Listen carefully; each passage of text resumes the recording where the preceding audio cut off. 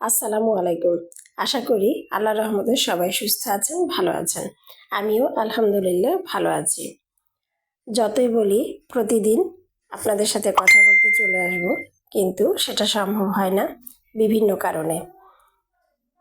এই 2 দিন আমি আপনাদের সাথে দেখা করতে আসতে পারিনি, কারণ আমার বাসায় গেস্ট এসেছিল, আমার বড় বোন এবং তার শ্বশুর শাশুড়ি, মোট 4 জন, এবং আমার বোনের ছেলে 5 জন আসলো। খুব আনন্দ করলাম, খুব ভালো লাগলো। অনেক দিন পর আমার বাসায় মেহমান আসলো, তাই ভাবলাম কিনা নাস্তার পাশাপাশি একটা ডেজার্ট তৈরি করে খাওয়াই। এই ডেজার্টটা শেখার পরে আমার বোন আমার বাসায় আসেনি এবং তাকে খাওয়ানো হয়নি, তাই এই ডেজার্টটা তৈরি করে নিলাম। এই ডেজার্টটা প্রথম যখন শিখেছিলাম আপনাদের সাথে শেয়ার করেছিলাম অনেক দিন আগে। আপনারা যারা দেখে থাকবেন তারা নিশ্চয়ই বুঝতে পারছেন। আজ বানাতে চলেছি লাচ্ছা সেমাইয়ের কাটারি। এই ডেজার্টটা যারা যেমন খেতে চায় তেমন মিষ্টি করে বানাতে পারে।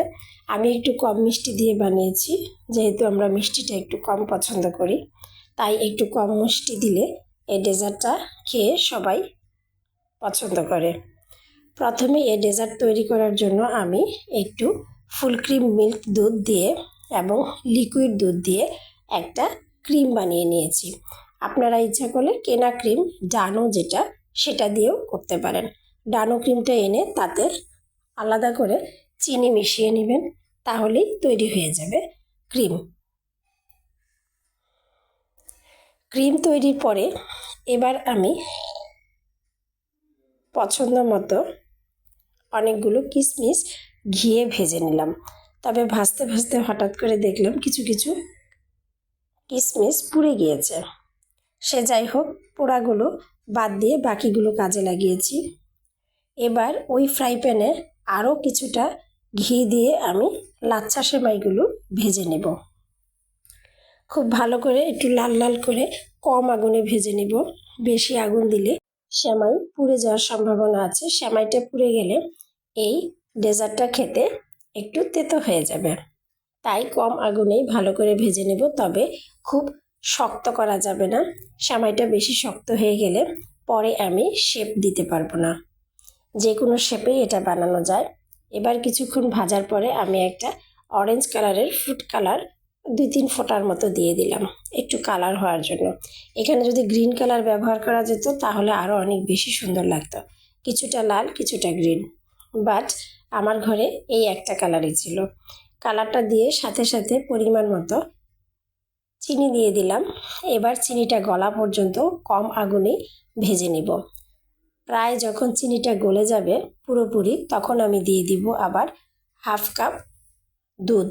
লিকুইড দুধটা জাল করাই ছিল, নর্মাল টেম্পারেচার, সেটাই দিয়ে এটা এখন খুব ভালো করে নেড়ে চেড়ে সেমাইটা যেন একটু নরম হয়ে আসে। যেহেতু ভেজেছি, এটা অনেকটা শক্ত হয়ে গিয়েছে, এখন একটু নরম করার জন্যই মূলত দুধটা ব্যবহার করলাম। আপনারা দুধ দিতে না চাইলে অল্প একটু পানি দিতে পারেন। চিনিটা যখন দিবেন চিনিটা শিরা করে নিয়েও দিতে পারবেন। এবার পরিমাণ মতো নারিকেল দিয়ে দিলাম। নারিকেল এটা ইচ্ছা মতো দিতে পারেন, যদি কেউ না খেয়ে থাকেন তাহলে নারিকেলটা না দিলেও চলবে। এটা যার যার পছন্দের উপর, নারিকেলটা একেবারেই অপশনাল। এবার ভালো করে ভেজে নিয়ে যখন একটু শুকনো শুকনো হয়ে আসবে, একটা বাটিতে ঢেলে নিয়ে আমি ডাইনিং রুমে চলে আসলাম বাকি কাজটা শেষ করার জন্য।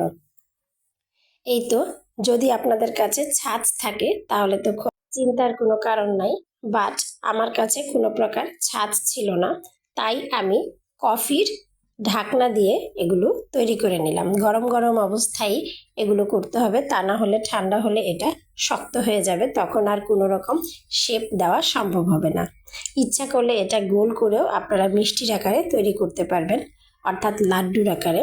কিন্তু লাড্ডুর আকারে করলে আমি ক্রিমটা দিতে পারি না, ক্রিমটা প্রায় পড়ে যায়, তাই আমি এভাবে দিয়ে এই তো উপরে জাস্ট ডেকোরেশনের জন্য আমি ভাজা কিশমিশগুলো ব্যবহার করলাম। এখন শুধু নাস্তাটাই আপনাদের সাথে শেয়ার করলাম, বাকি কি কি দিয়ে আপ্যায়ন করেছি সবাইকে। আপনাদের সাথে অবশ্যই সব শেয়ার করব। আমার ভিডিওগুলো ভালো লাগলে লাইক এবং ফলো দিতে ভুলবেন না। এতক্ষণ ধৈর্য সহকারে আমার ভিডিওটা দেখার জন্য আপনাদেরকে অসংখ্য ধন্যবাদ। আল্লাহ হাফেজ।